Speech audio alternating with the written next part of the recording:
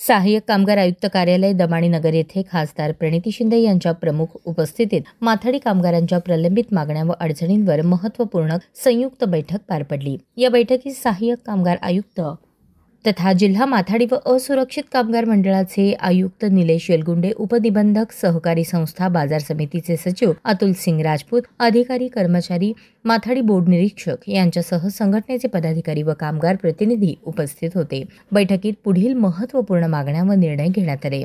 अडते व व्यापारी नोंदीत करण्याबाबत अजूनही माथाडी बोर्डाशी नोंदीत नसलेल्या अडत व्यापारी व खरेदी विक्री व्यापाऱ्यांना सक्तीने नोंदीत करावे। अनेक अडते वेळेत पगार भरणा करत नसल्याचे निदर्शनास आणल्यावर खासदार शिंदे यांनी यावर प्रश्न उपस्थित केला। त्यानंतर कामगार आयुक्तांनी बाजार समिती सचिवांना नियमाप्रमाणे भरणा करण्याचे आदेश दिले। वार्षिक लायसन्स नूतनीकरण करताना हमाली पगार पत्रकाची झेरॉक्स प्रत व माथाडी बोर्डाची NOC अनिवार्य करावी अशी सूचना संघटनेने केली।